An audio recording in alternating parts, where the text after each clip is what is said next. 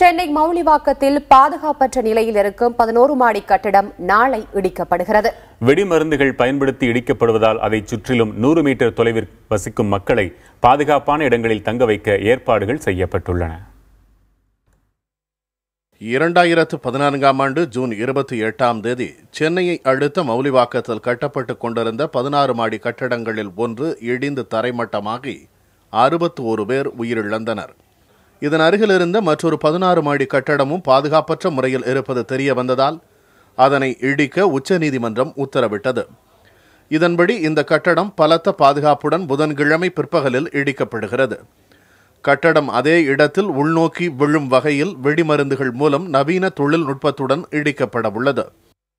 டெக்னாலஜிக்கு பேர் இம்ப்ளோஷன் டெக்னிக்னு பேர். இது எக்ஸ்ப்ளோசிவ்ஸ் யூஸ் பண்ணி கண்ட்ரோல் பிளாஸ்டிங் மெத்தடில் பில்டிங்கை டெமாலிஷன் பண்ணுறான். இடிக்கப்படவுள்ள கட்டடத்திற்கு அருகே இருக்கும் மக்களை பாதுகாப்பான இடங்களில் தங்க வைக்க ஏற்பாடுகள் செய்யப்பட்டுள்ளன.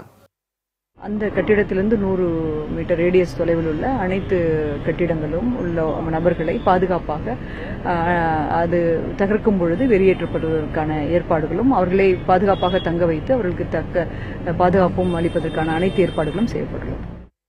கட்டடத்தின் அருகே இருக்கும் தனியார் நிறுவனங்களுக்கு புதன்கிழமை விடுமுறை அளிக்கப்பட்டுள்ளது. முன்னெச்சரிக்கை நடவடிக்கையாக மவுலிவாக்கம் பகுதி பள்ளிகளுக்கு செவ்வாய் மற்றும் புதன்கிழமைகளில் விடுமுறை விடப்பட்டுள்ளது. பள்ளியில் ஏறத்தாழ 700 மாணவர்கள் பயின்று கொண்டிருக்கிறார்கள்.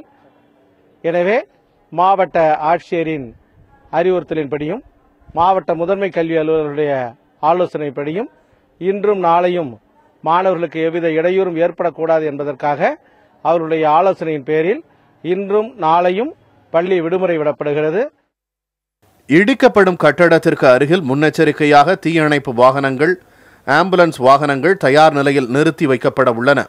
இதற்காக மவுலிவாக்கம் மற்றும் அதனை சுற்றியுள்ள பகுதிகளில் புதன்கிழமை நண்பகல் 12 மணி முதல் கட்டடத்தை இடித்து முடிக்கும் வரை மின்தடை அறிவிக்கப்பட்டுள்ளது. போரூரிலிருந்து குன்றத்தூர் செல்லும் வாகனங்கள் குமணன் சாவடி, மாங்காடு வழியாக செல்ல அறிவுறுத்தப்பட்டுள்ளன. குன்றத்தூர் போரூர் செல்லும் வாகனங்கள் பாய்கடையிலிருந்து பட்கூட் ரோடு வழியாக செல்லவும் அறிவுறுத்தப்பட்டுள்ளது. அனைத்து பாதுகாப்பு நடவடிக்கைகளும் மேற்கொள்ளப்பட்ட பிறகே இந்த கட்டிடம் இடிக்கப்பட போவதாகவும் பொதுமக்கள் போதிய ஒத்துழைப்பு தர வேண்டும் என்றும் மாவட்ட நிர்வாகமும் சென்னை பெருநகர வளர்ச்சி குழுமமும் கேட்டுக்கொண்டுள்ளது. புதிய தலைமுறைக்காக ஒளிப்பதிவாளர் கிருஷ்ணமூர்த்தியுடன் மணிகண்டன்.